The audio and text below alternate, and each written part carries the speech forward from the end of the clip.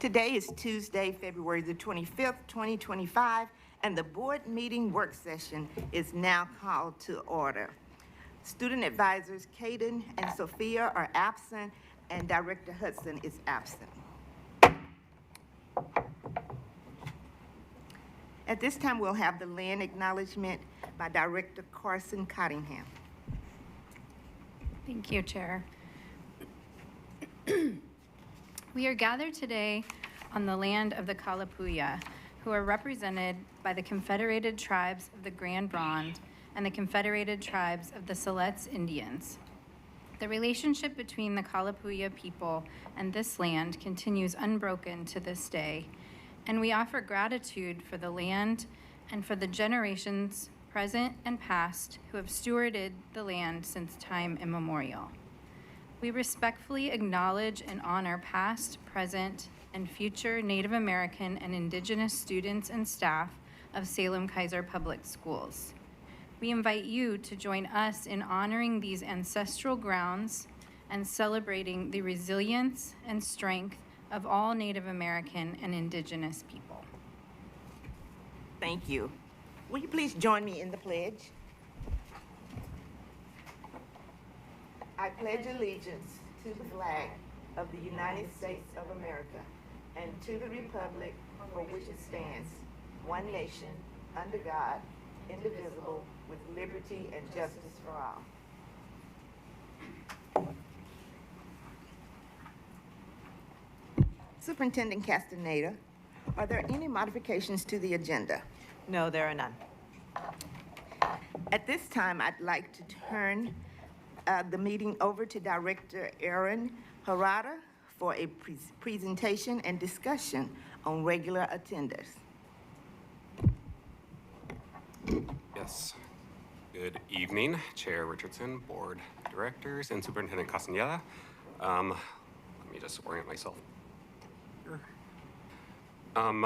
So tonight we're going to review our progress in the area of regular attendance. Specifically, we're looking at the goals that you set for the percentage of students who attend school regularly. When we say regularly, we're talking about students who attend at least 90% of the school days in a school year. So a student who attends at least 90% of the time misses less than 2 days per month.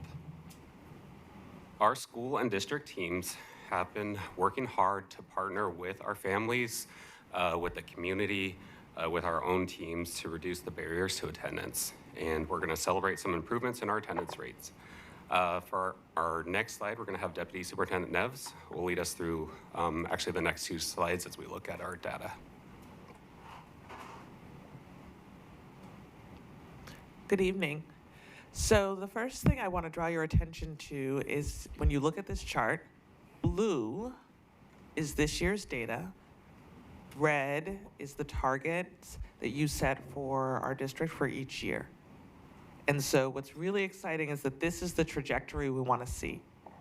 Really great improvement, a steep upward motion, meaning that we're really moving forward in the number of students who are attending school at least 90% of the time. I do want to note, however, that while we see a lot of improvement, we're really proud of it. We're going to talk more about where we're seeing that in terms of our student groups and what our schools are doing to reach that. We also know that nearly half of our students missed at least 10% of school days last year. Nearly half. And so we have exceeded our goals for last year, the 23-24 school year, and actually exceeded our target for this year in 24-25. But we still have a lot of work to do and a lot of partnering with families and community to ensure that our students are here every single day, because that's what's going to make the difference in the other academic achievement targets that the board has set for us. Next slide, please. So let's look a little more closely to understand more about our students and their attendance. When we look at our students by ethnic groups, we see that regular attendance increased for every ethnic group from the 22-23 school year to the 23-24 school year. However, I do want to make a note that there's a wide variety of rates in there. We see everything from less than 45% regular attendance with our Native Hawaiian, Pacific Islander, and American Indian students, to more than 78% regular attenders in our Asian students. So while we really want to celebrate, we're improving those rates with all of our groups, across all of those ethnic groups, we also want to continue to work to ensure that every student is here every day. For our multilingual learners, attendance increased in terms of regular attendance. However, we're still 5 percentage points behind the district average. So again, continuing to make sure the students come every single day. The only student group, when we look at these different demographics, the only student group that attendance dropped is our non-binary students. And we've talked before in some of these presentations of our data and seen that trend with our non-binary students. So we're continuing to understand barriers to attendance and ensure that those students feel a strong sense of belonging and want to be in school and feel successful there every day. Okay, when we look by grade level, I hope that you notice that 10 percentage point increase for kindergarten. This is huge. We want to celebrate this. In a moment, Deputy Superintendent Cobb will talk some more about what is happening in kindergarten, but we know that a strong start at the beginning of school is going to help our students be on the right path towards all of our goals. Again, not yet where we want it to be, but really, really improving. When we look at our grade levels, we do see that our 11th and 12th grade students, the rate of students with regular attendance at 90% or more did dip. So we're continuing to make sure those students are coming to school every day so we can get them graduated on time. I'll turn it over to Deputy Superintendent Cobb to tell you some more about what is happening in this data. Thank you. If we can go to the next slide, please. So in this slide, you'll see pretty big pride point for us. Out of our 65 schools, 57 schools had higher percentage of regular attenders than the prior years. 2 schools, Brush College and Four Corners, 2 elementary schools, improved by 15% points. So that's because of all the work and the focus that schools are putting towards attendance. As Deputy Superintendent Neves mentioned, there is a lot of work happening at elementary schools in kindergarten because we know that if we set some habits really early on, we set kids up for a very different trajectory in their PK-12 journey. So we are really, really focused on communication with families and lots of celebrations that I'll mention in our next slide. Then, like you saw in the other slide, every ethnic group also showed improvement, except our Asian students who consistently have the highest percentage of regular attenders all 3 years. Last year, they had a little bit of a drop, but then they went back up. And then another celebration for us, Black African American attendance rate surpassed the state average for that focus group. And so we know we are doing a lot of efforts also at reaching out at specific groups and their families so that students know that they are expected to be in schools and families can also support us with those goals. So a lot of focus by student group too. I'll pass it on to Aaron Herrera, who's gonna tell us a little more about the data, and then I'll come back with some more information. Yes, thank you. So I'm actually gonna go over a couple of the top 2 initiatives to talk about what we've been doing at the district level to support our regular attendance work that's happening. So first of all, I'm going to talk about Attendance Matters. I think up there you should have flyers that look similar to this or exactly like it out there to just be some of our campaign collateral. But in the fall, we launched our public information campaign talking about why attendance matters, and we creatively called our campaign Attendance Matters. But I want to start a little bit before the fall to talk about the work that led up to it. So In the past spring and during the summer, throughout the summer, we began to look at national research around effective strategies for improving school attendance. And we specifically wanted to look at research that was post-pandemic. So as we know, things have shifted and behaviors changed. So it was important to have that recent research. We also learned and listened at the local level from our school leaders, school staff, department staff, regarding some of the attendance strategies that they were already using at the school level, what was working, and then helping to identify some of the common barriers. What we learned from the research in a very, this is how my mind works, but in a very oversimplified way, were two things. First, we need to talk about the importance and value of being at school, and not just from an academic perspective, but a focus on the whole child, building a connection with peers, having access to resources, and being able to participate in those co-curricular and extracurricular activities. And secondly, there's a strong sense of connection between the sense of belonging with positive attendance habits. So that should make sense. But these are the underlying principles that are woven into our public awareness campaign around attendance. And it's in our communication toolkits. It's on the posters and flyers, and just how we framed kind of a positive aspect of coming to school. And we have like conversation scripts that are written that schools can use when they're having phone calls home to families to find out how they can support families and students with attendance.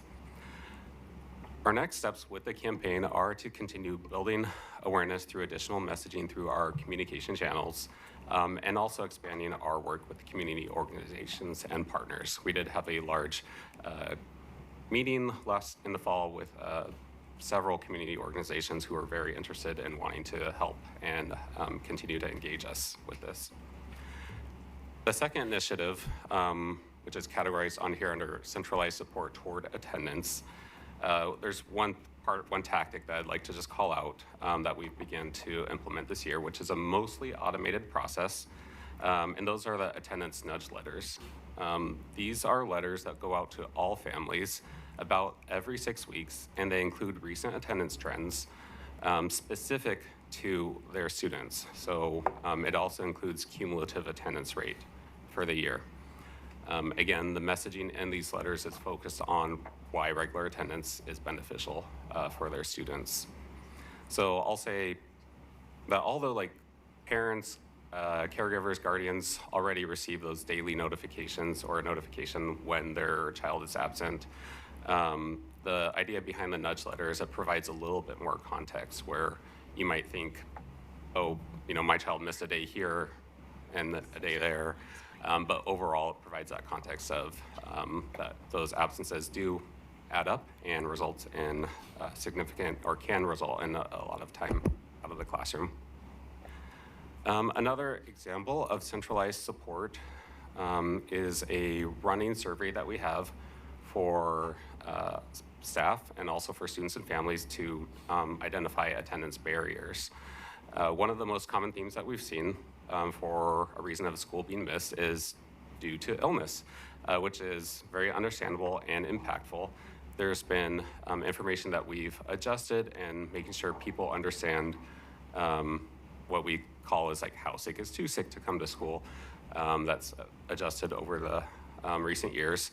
But it loops back into that conversation that we had with some of our community partners, because there was some thoughts and wonderings, I guess, that we want to explore about what we can do as a district, along with the community, to improve the general overall community wellness. Trying to keep students and families as healthy as they can be, to keep them in school, families who are working at work. So at this point, I'll turn it over to Deputy Superintendent Cobb to talk about more specifically what's happening at the school level. Okay, so we know that having kids in school, it starts really with relationships and how they feel when they are in the classroom, when they are walking in the hallways, when they are having conversations with any adult that they interact with in schools.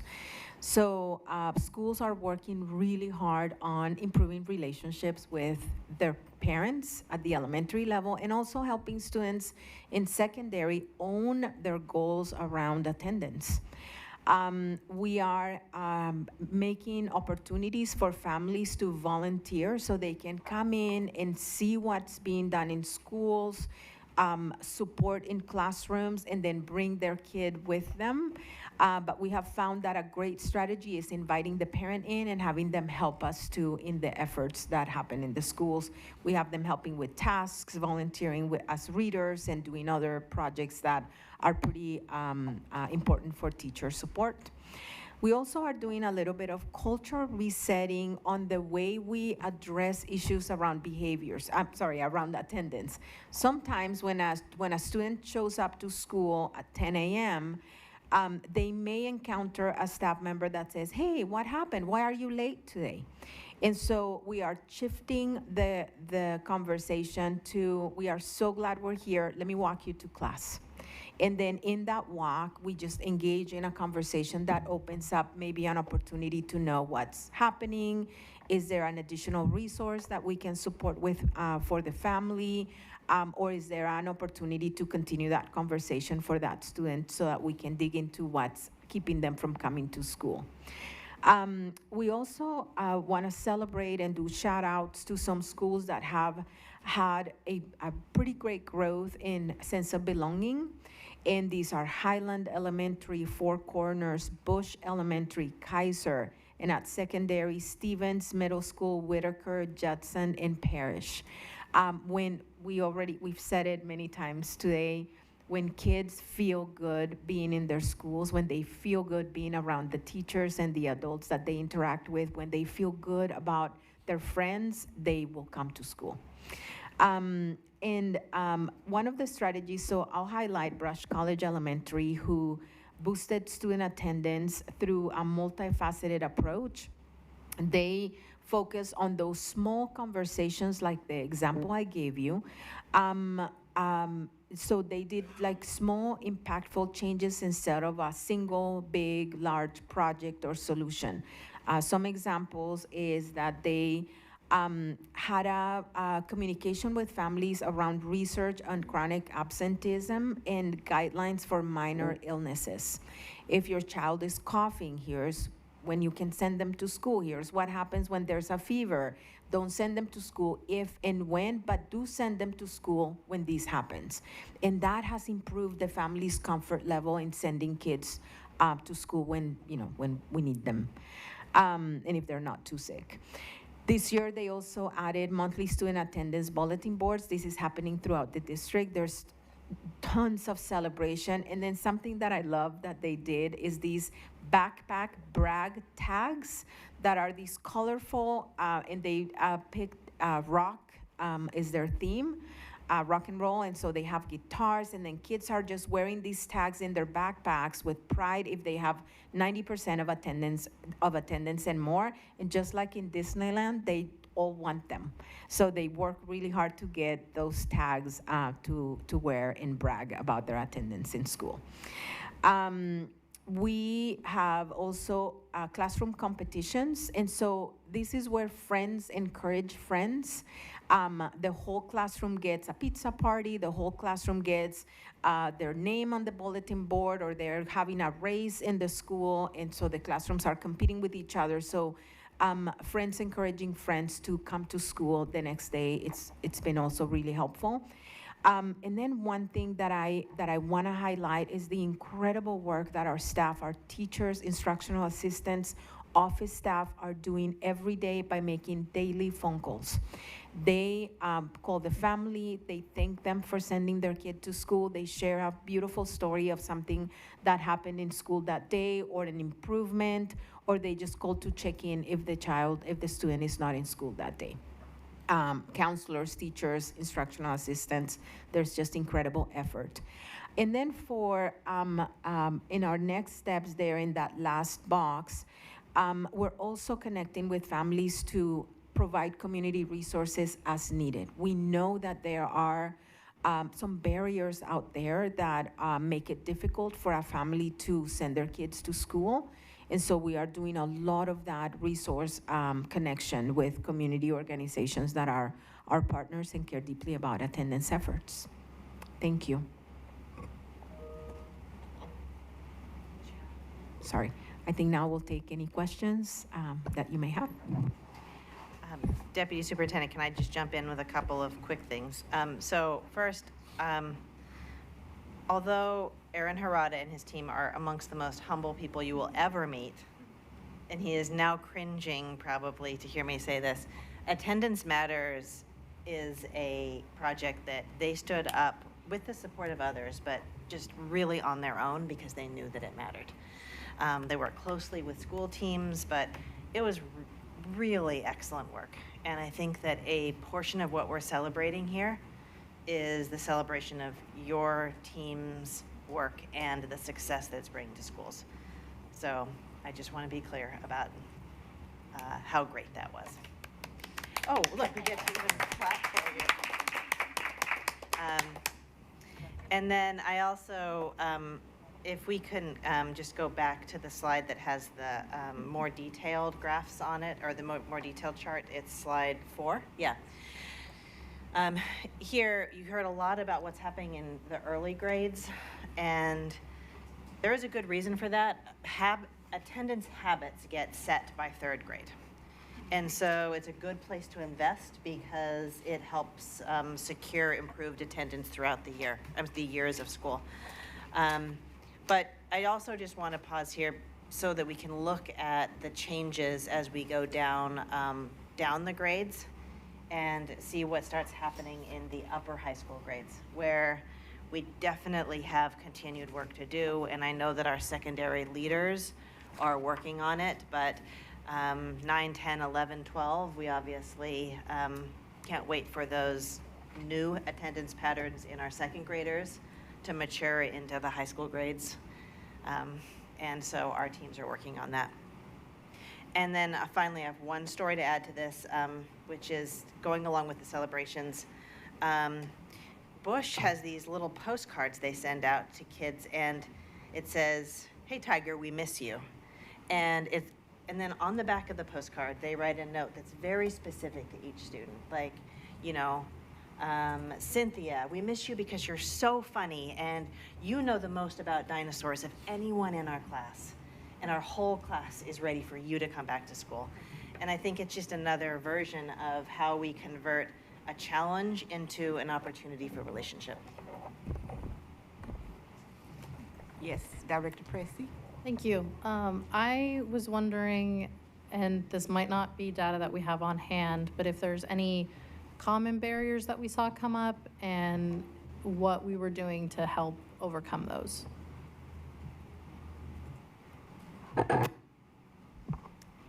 I don't know that common barriers, but we have the families who are struggling with homelessness. That is a huge barrier that happens throughout in all of our levels. And so we immediately connect them. That's what we mentioned. We are quick to connect them with resources. There was a little bit of attendance or the moment right now in some families that may be experiencing concern. And we have principals that are reaching out and talking to families and talking about our stance around what's happening in this moment and that our schools are not changing. So yes, it depends on and we learned about it through that relationship between the teacher and the student, or the school staff and the students and the families. Okay. But not one that we can identify right away as one common. Okay. Thank you. Yeah, I was just wondering, and I do just want to make a quick plug that I regularly get those little elementary positive nudges, and it's nice to just like, I don't know, even that like little thing of being recognized that it's hard to wake up in the morning and get yourself ready and get your kid ready and get them out the door and have them be on time, and then just to get those little notifications that it's like, hey, you're doing a good job. It's really nice, so I appreciate it. Dr. Sangre. Thank you. Thank you, Chair. And I really appreciate all the work you guys do. I mean, thank you for doing it. It's just like, I just was kind of going through the data and trying to wonder how else can we kind of rethink this data to make some sense. Is there a role of poverty or neighborhood safety and, playing a role? Because, there could be a Native American family or a black family. Because if the socioeconomic status changes, does that put them in a different category? You could have somebody who's facing poverty but could be black. Somebody who is not facing poverty could also be black. Is there a difference that plays? And the second part is neighborhood variation. If there is a safety in the neighborhood, as a parent, you'll be scared to kind of leave the child to stand for bus stop early in the morning when it's still dark. And so is there a way to look at the data differently?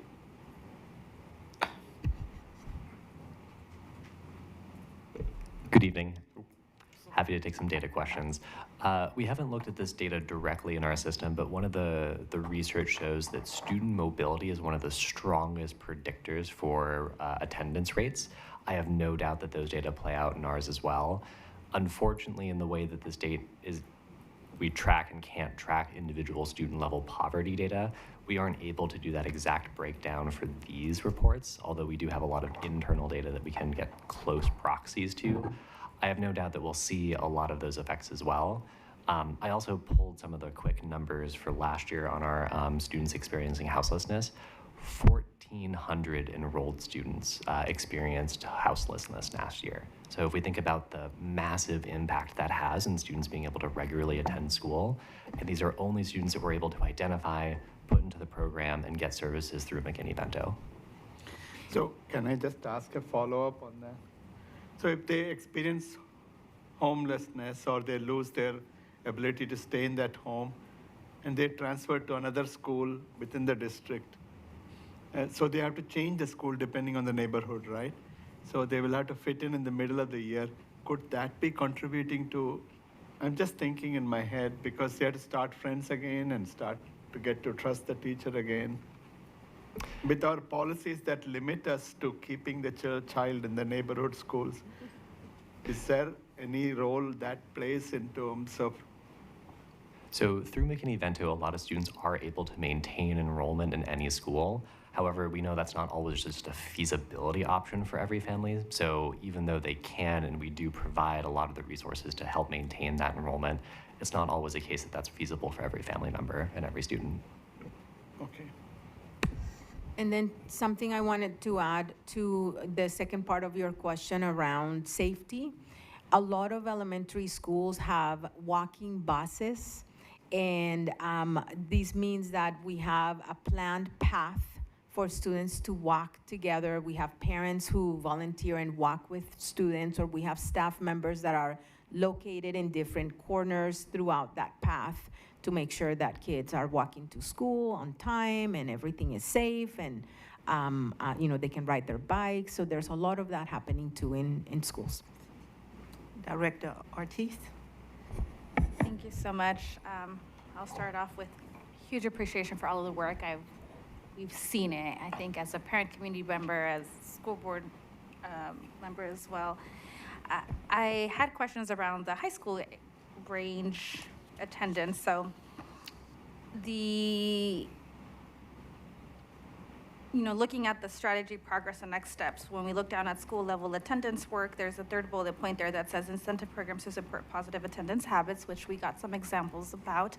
I'm curious if there are examples of what this looks like at the high school or middle school level. And I guess also, is the practice of having lunch detention for tardies and in-school suspension for accumulated tardies over a week or whatnot, I understand that's still happening. Is that something that we see as best practice in supporting us with the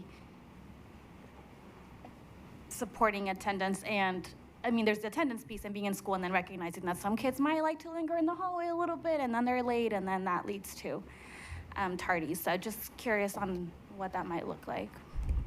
Absolutely. So in terms of the first question about what kind of incentives happen, in our middle schools, we're seeing a lot of, Panther bucks and the same kinds of incentives you might also see in an elementary school. We've also seen dances and pizza parties and things like that that happen at the end of the month. In our high schools, the incentives are much more individualized to students. So depending on which staff members are working with students on particular attendance challenges, they're going to work with that student to figure out what motivates that student. We know that things like snacks and time often can be motivators, but those are happening on an individual level, more in the high school space. Your second question was about how we're responding to tardiness and the sort of interaction between disciplinary infractions and attendance. And this also is something that's really being handled primarily on an individual level. Students not arriving to class on time when they've been at school and there's been time to go to school may be handled as a discipline response when it really is about students not getting to class. When students aren't in school or they're coming late to school, then staff are really working with individual students to find out what's happening that's making it challenging for students to get to school, what's happening that's making it challenging for students to get to school on time. And staff within the school are working with individual families and students to remove those barriers, to provide supports, to connect with community resources as needed. And school staff are also still working on, as you mentioned, right, the students who are chatting in the hallways, not making it to their next class on time, and really combining the efforts between what do we need to do to help students make the choices to get to their class on time and not miss those classes, making sure that we're doing that work around teacher-student relationships and sense of belonging so students want to be in class on time, and then also leveraging the behavior systems for our students who are persistently not reporting to class on time, because that is still part of our school-wide policy, but they are saying, how are we supporting each individual student and understanding what they need? And, we know that for our older students, often those conversations in the hallway can get them into trouble. And schools are working on their systems and continuing to support their systems to move students to class and ensure that they're getting there. I can't help but think that with limited access to entry and exit of the high schools, that our attendance will not improve as a result of that. I'm looking forward to seeing what that does. We are too. It did improve in our pilot itself. We don't know that that will hold across the board, though. I'll also add one other thing as it relates to attendance once kids, like going to class once they're in school. This is anecdotal, but across all of the middle schools implementing yonder pouches, I think I've talked to every principal now, and one of the things that they're seeing is much better attendance during the day. As one principal said, there's just not a reason to stay in the bathroom that long anymore. And I think that is also a benefit. I don't know if it was anticipated or not, but it clearly is on our school leaders' mind. And they will not leave those telephones at school, so they're gonna stay there to get it out. All right, Dr. Sandagiri. I was just curious, when you take that high school cohort, and they're like 42%, etc. When you add C-Tech, either they're enrolled or they are in the C-Tech program, does it change or it remains the same 42%, or they get better attendance? So our C-Tech students would be counted in here because they're counted in their home high schools. This attendance is for all of our students. We do know that students who are CTE concentrators have both higher attendance than average and significantly higher graduation rates than average. And that would hold for both students at C-Tech and students in our CTE programs in all of our schools. So if they add a career focus to a high school stream, could that be a way to scale up the attendance in school? I'm just thinking, because about 42% of our students, I guess, are in some CTE program, somewhere I remember one of the presentations. Yes, we're definitely looking to learn from what's happening for our students who are CTE concentrators, meaning they're taking at least 2 courses within a program, and also what we're learning from students in our AVID programs, students who are in sports. We do know that students who are involved in something like that at school have higher attendance. We're also looking at, right today we're reporting on rates of students who are coming to school 90% or more. If we look at just daily attendance, we're seeing really high rates there as well across the district. The schools are really proud of what's improving at their schools. And we're wanting to understand for our students who are not tapped into something, sports, CTE, music, what would help them feel connected and that sense of belonging to ensure that they're coming every day. Thank you. I do know that we need to help our community to understand the importance of attendance. A person shared with me that 3 kids comes to their job every day, and that person gives them food and gives them a place to study or whatever. And I said, no, you need to contact the district. They need to be at school because they're getting behind. So people think they're helping, and they need to understand what they need to do when they run across kids that are not going to school. Yes, Director Harnish. Well, I think you opened the door, so I think I just want to pull on that. I don't have a specific question per se. I am curious about some of the community engagement, particularly around the campaign and what that looks like and what we can, as a member of the community, what we can do to help to support that. Because I do think, particularly for their older grades, I think the community can really help to be a supporter. And then also on the early childhood side, I think there are some things that we're trying to really do in my day job around like helping all the preschool programs in our region know about the attendance and sort of mirroring some of this work.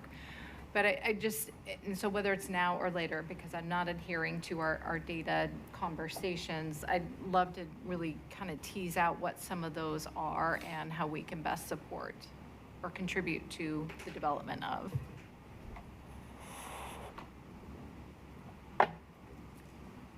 Okay. I think just before we move on, we did note that the attendance by our non-binary students, right, which is the one that we highlighted, had dropped. So I'd love to hear a little bit more around now what, specifically with our non-binary students, both at a district level, but I think echoing Director Harnish's question, right, around what else can we do or what more can we do as board members, but also as community members. I mean, we know that our non-binary students are being impacted by many factors in community and of course by the national rhetoric. I'm just gonna say it. And so I'd love to hear a little bit more of what, and are there other questions that we're still trying to dig into so we can understand this a little bit more? Yes, starting with that last piece, we are trying to dig in more to understand from the adults who work closely with our non-binary students, the adults who are their sort of point person, right? Every student should have a person, to understand what are the challenges, what are the barriers, and also working with our staff, our students, and our larger community to ensure that we are both modeling and practicing and demonstrating a real inclusive environment that really breaks down the walls that the students often experience in terms of feeling connectedness to their schools.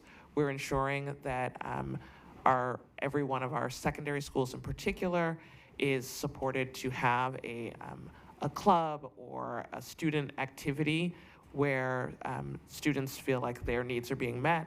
And we're really continuing to dig into this. As we said earlier, we saw very similar trends in terms of that drop for that group of students, our non-binary students, in sense of belonging. And so it's really about how do we communicate and continue to reinforce that all of our students are welcomed, are loved, are cared for, and wanted in our schools. And we continue to have work to do to make sure that all of our students really feel that care and that sense of belonging. And so the more messaging I think that the community can also do around all of our students, and that's without exception really is important. Okay, we'll take one more question, yes. Yeah, I was just curious, in the current progress, in the next step, if we were to do like a focus group of students who don't come to school and their families, another group who come to school and their families, would that give us some more insight into what may be happening, because if you see some of these groups, there is slight improvement, but more or less the gap between each of those groups are almost similar. And so I'm just thinking, is there some lesson we can learn and then tailor our approach? Because out of all these strategies, if something does not work, how do we know which one to stop and add something else? We can't keep adding more and more on the staff.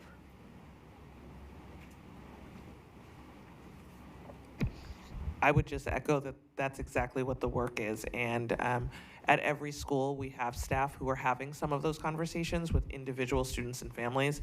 One of the challenges with some of the attendance concerns is that individual students and families have some individual student and family concerns. And so we're working one student, one family at a time. There are efforts like the one Deputy Superintendent Cobb talked about with walking school buses that is us saying, what are we learning about what might be a barrier for several families, and then what are the things that we can put in place to be supportive. And then I would also just remind our families and our community that this particular outcome measure is something we absolutely need parents' support with. We absolutely need families and communities helping us ensure that students are at school every day so that we can continue to do the other work. We'll keep putting in as many interventions as we can, but we've got to do this together.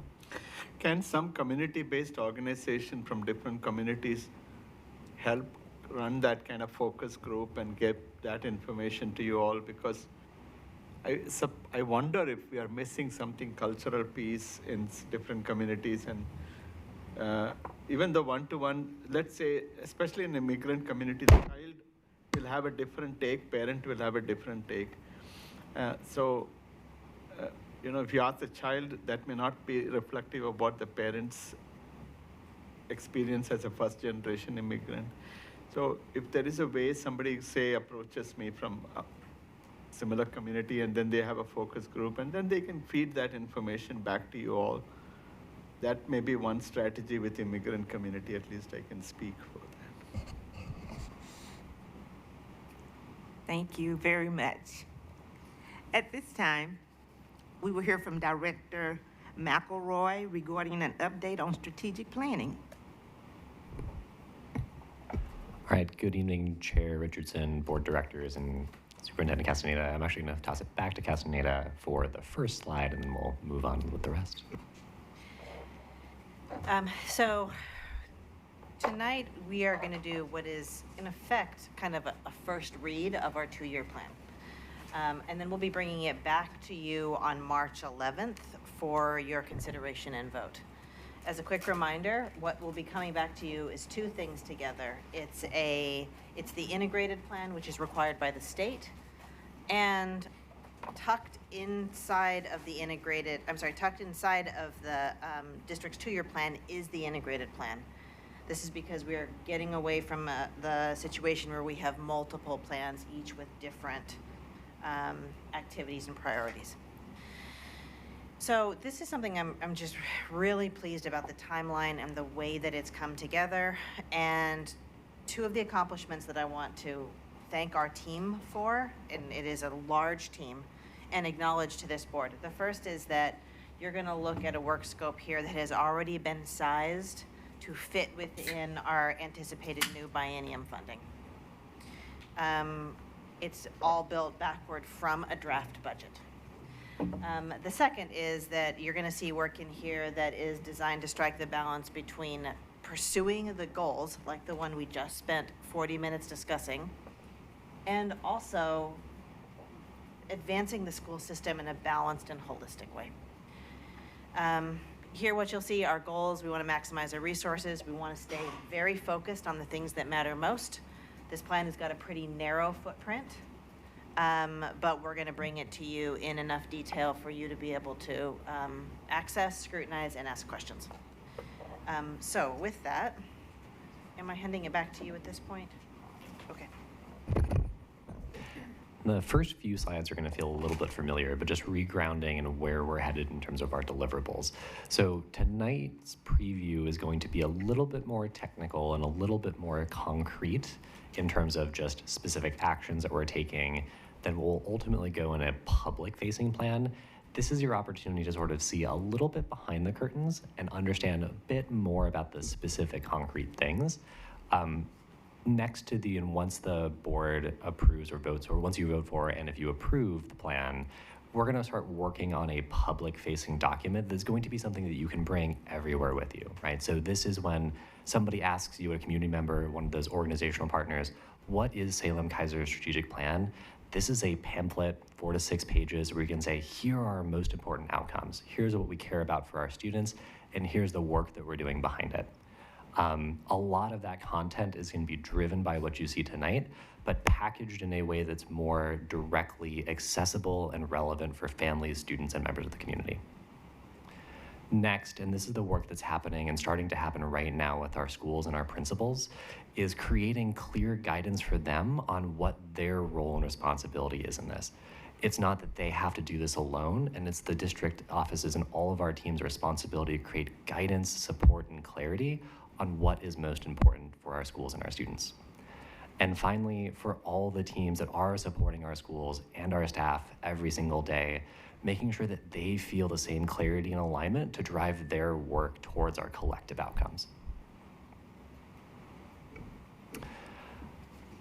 Want to more explicitly call out here things that you won't see in the plan.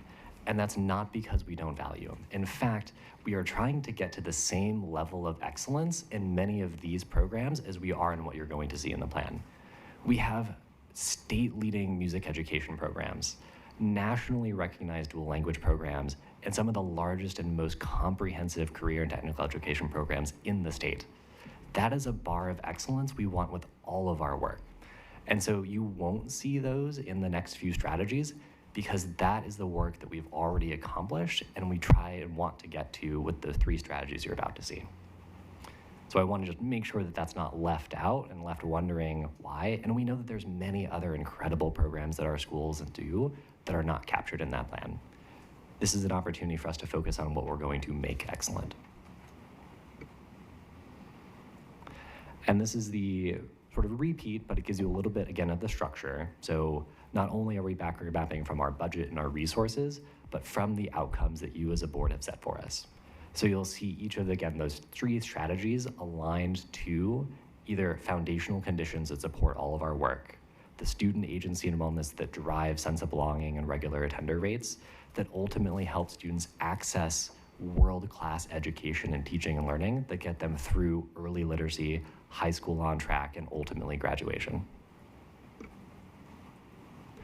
And now I'm going to pass it over to each of these strategy owners to talk a little bit more about what's in each of those.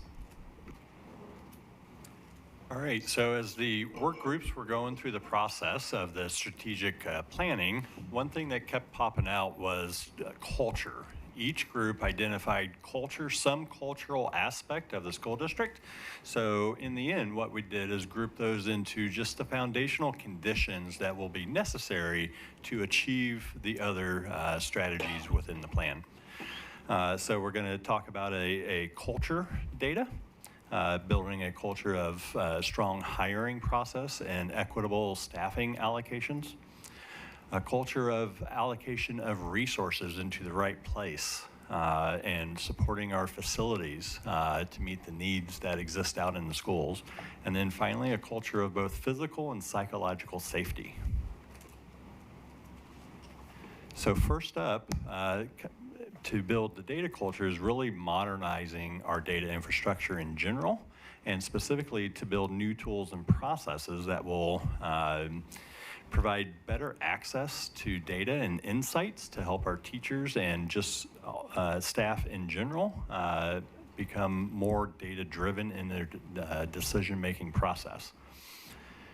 And then on top of that infrastructure, we'll build better multi-tiered systems of support to support student outcomes and intervention in just one place for teachers, principals, department and district leaders to go to as they build supports for those students. Around hiring, we're going to focus on increasing the predictability of school staffing, making sure that we have hiring processes that are robust, efficient, bringing in a very diverse staff, high quality staff, and then make sure that we also have the processes of how we allocate those staff across the schools. To make sure that it's going to be an equitable distribution of staff and that we're meeting the unique needs of each school that exists out there. As we look at some of our resource allocation, we want to make sure that our facilities also meet the needs.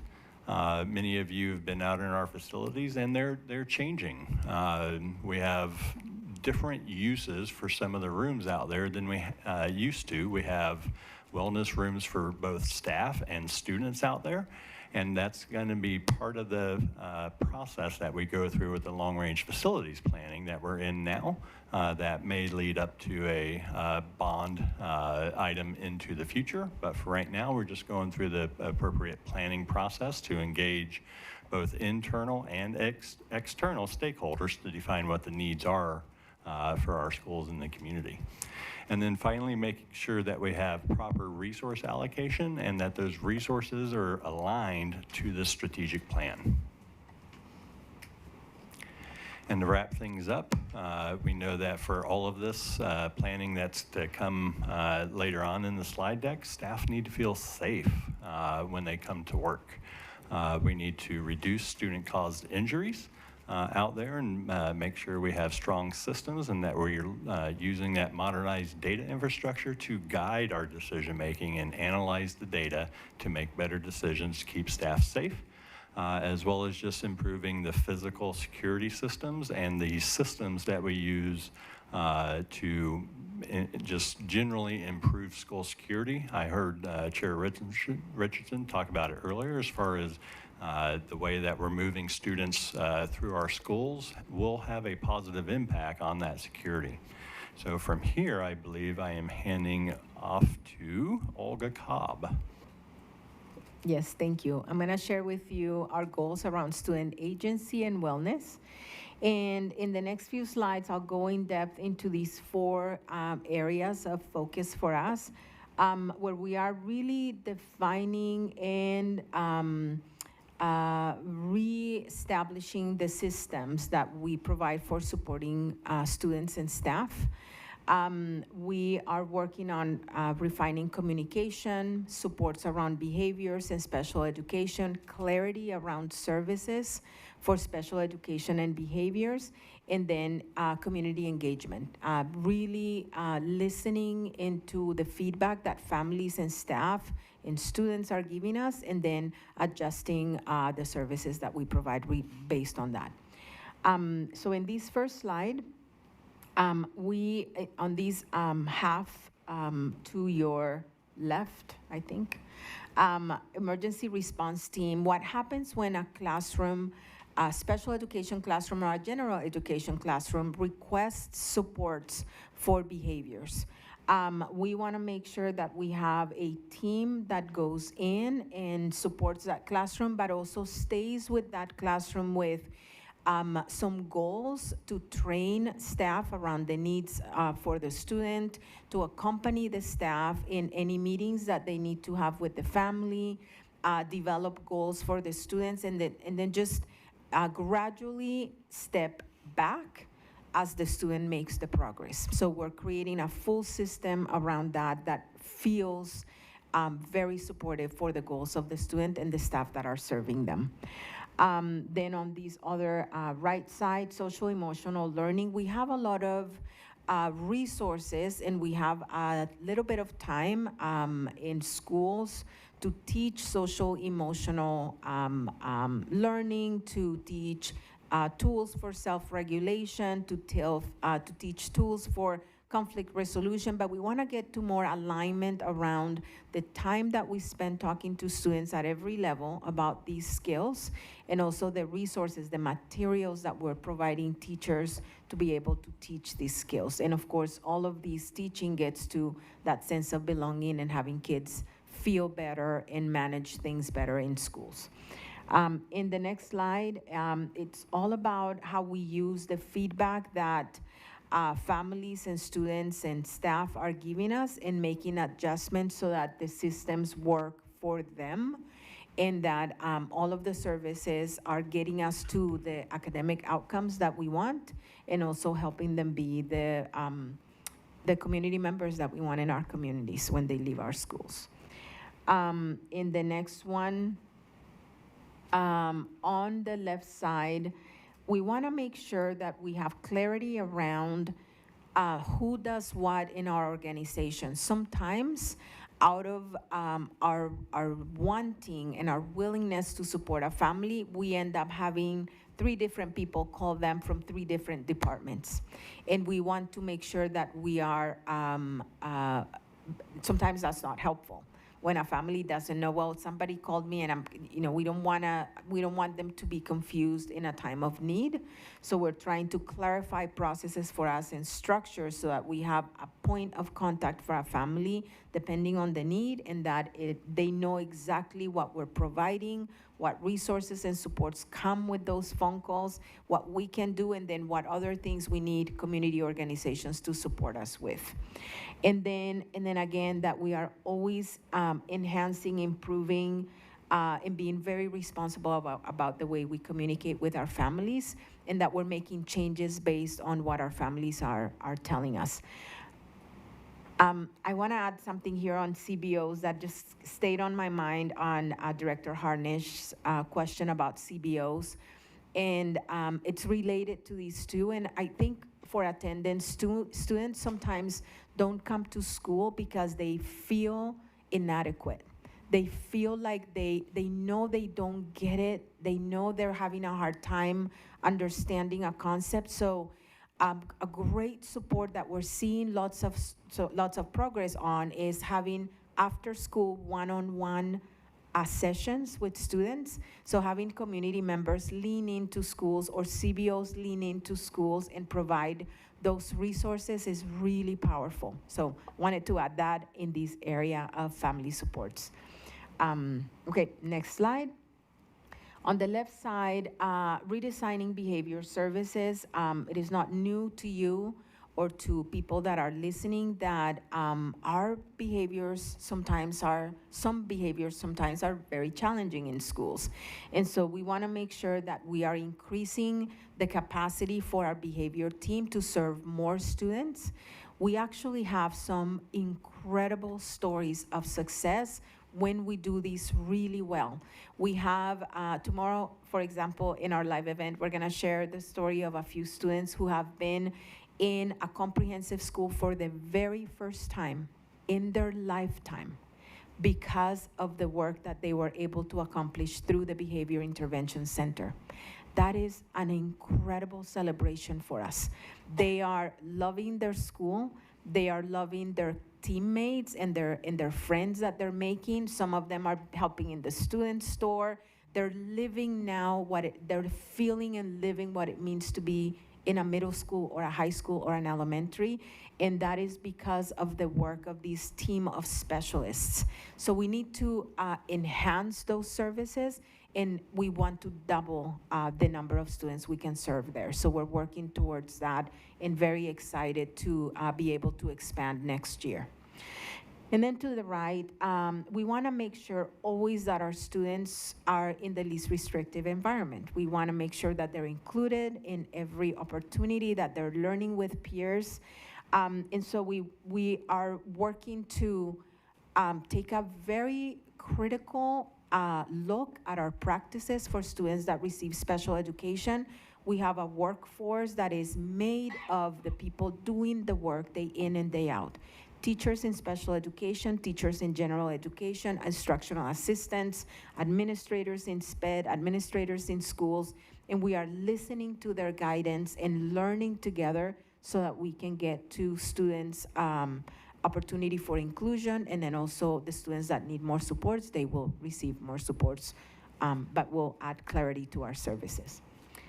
Okay, I'm gonna pass it on to Deputy Superintendent Neves.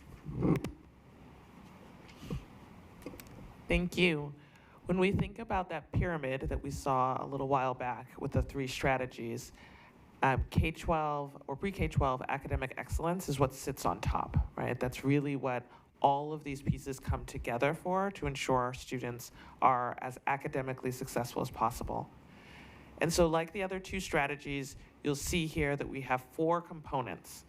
We're really focusing for the next few years on ensuring an aligned system across all of our grade levels that really looks at these 4 components, ensures they're working well together, ensures that they are equipping our teachers with the resources, tools, and supports that they need to be as effective as possible, and that we are ensuring that students are getting daily access, practice, and opportunities with rigorous grade level curriculum.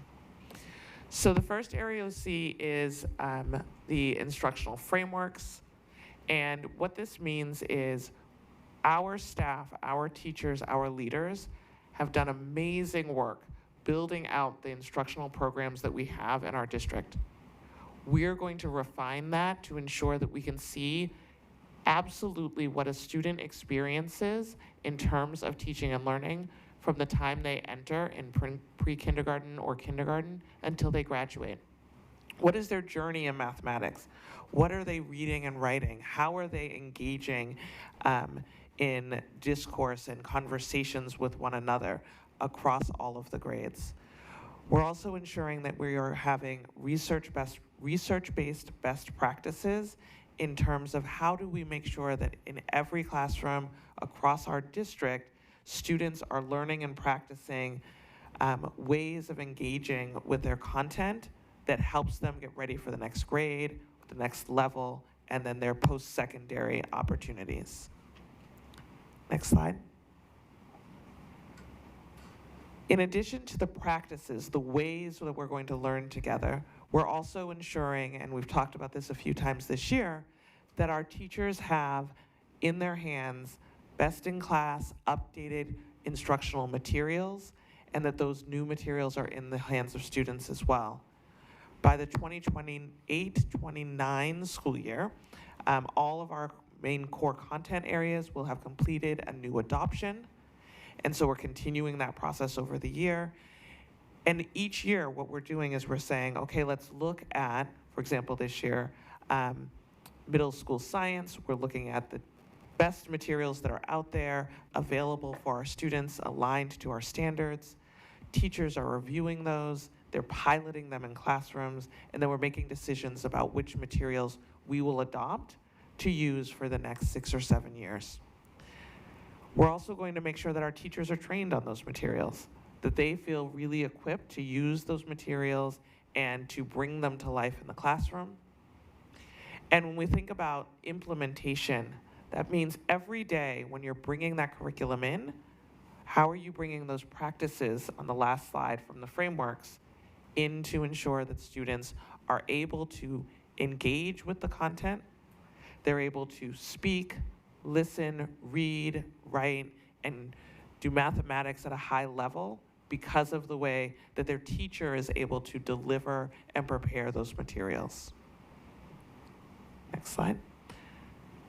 The third part of sort of that teaching and learning triangle is assessment.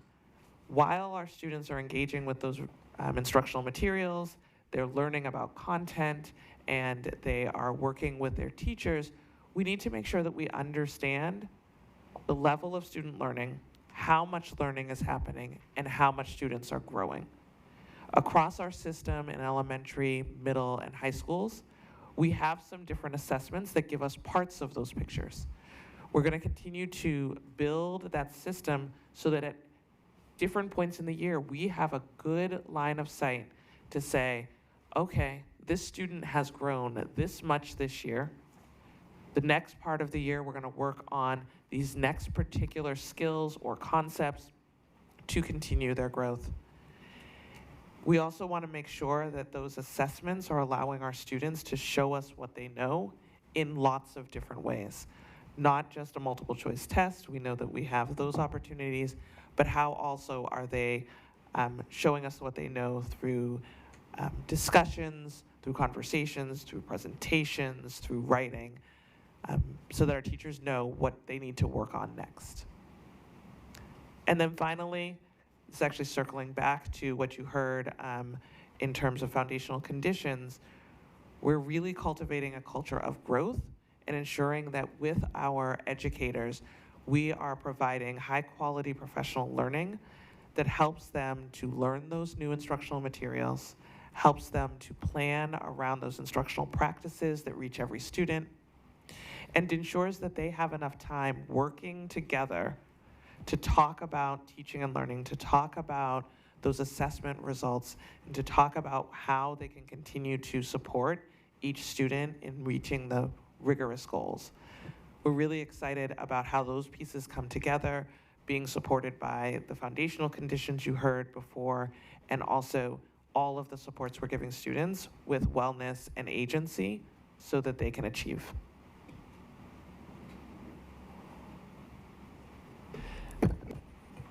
I'm going to add one quick story before we go on to this. So today I was in Whitaker Middle School where they're using one of our new math programs. And I was in I think it was a 7th grade math class, and they were working on using graphing data on a multi-axis grid, and then understanding and explaining what the graphed data shows, the story of the data. And so I was there for about 15 minutes. In that 15 minutes, this great teacher, using high quality materials, it has basically like a functionality where students get regrouped into small groups with just like one push of the button. There's these balls that like visually roll around.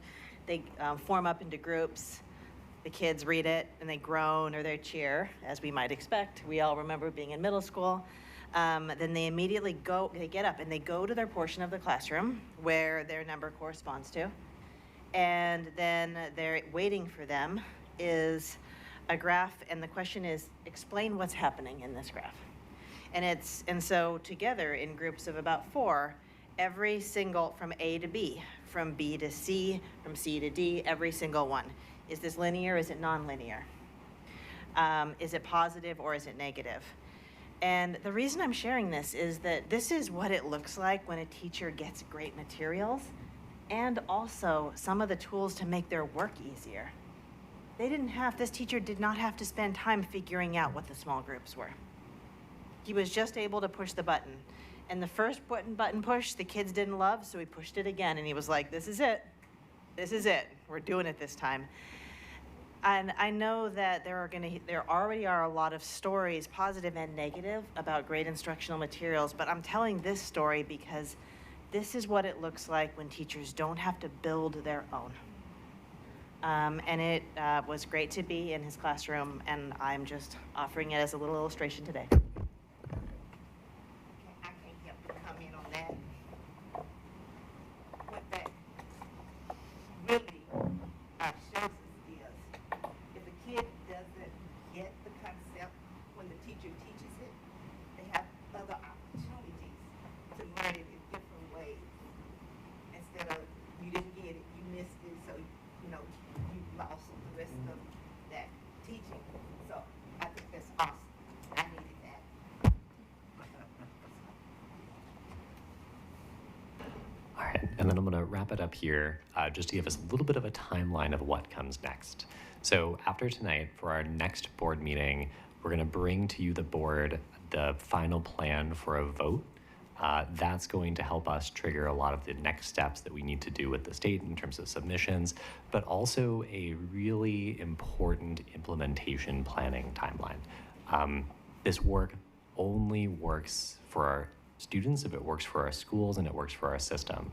So in March, a lot of that is going to turn into implementation plannings for our schools and our teams. We're going to submit that plan to the state, and a lot of that early execution begins and ends at the end of spring as we move into summer. What you don't see on this timeline, just to connect back to our prior conversation around regular attendance support, but hopefully you saw in the content, is these are our strategies that we're to come back to month after month and year after year for the next 2 years. Your role is to help us keep grounded and focused on those outcomes and aligned to our strategies so we're making the progress that we need to make for your targets. So hopefully you see a little bit of that through line today and how this plan and your approval of it next board meeting over the next 2 years is going to keep us aligned and focused as we return back to these strategies and initiatives and outcomes for our students.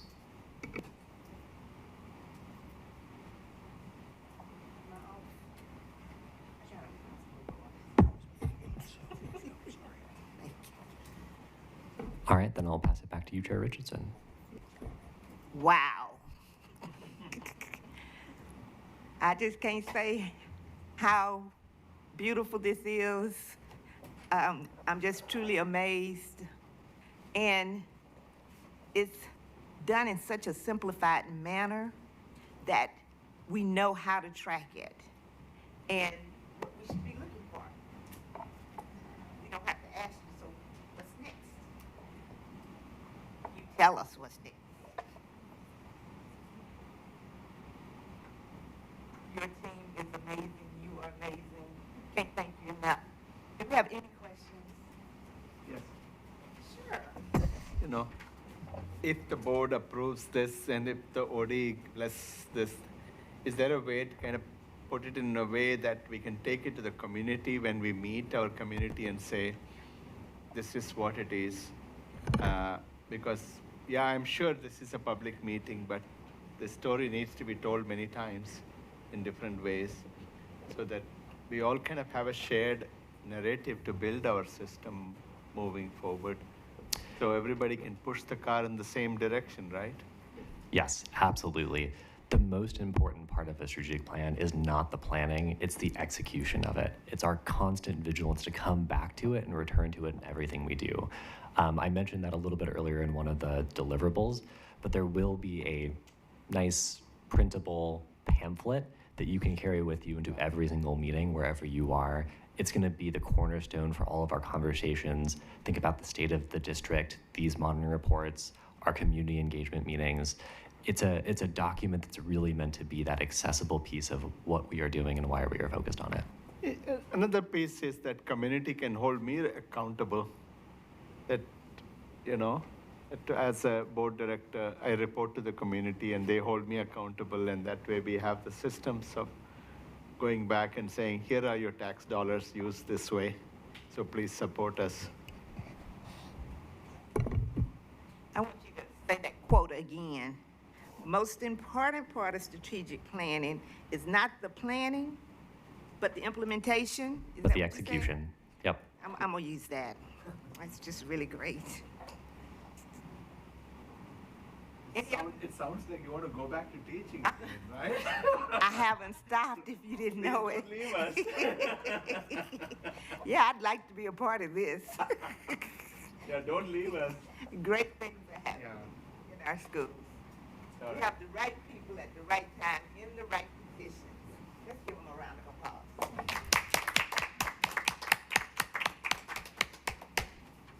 Would you like to have some last words?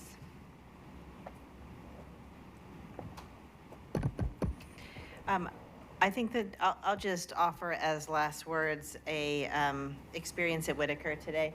I had the opportunity to talk to a staff member there, and one of the things she said about this moment in schools, because schools are just an extension of the community, is she said, this is a moment where we hold on to each other tight. And if every adult in every school is just taking a minute to check in on their neighbors, and if every person in every neighborhood is walking out their front door and meeting their neighbors, our community is going to be just fine. So I will just offer that as my closing thoughts from her. Thank you very much. It is currently 7:16.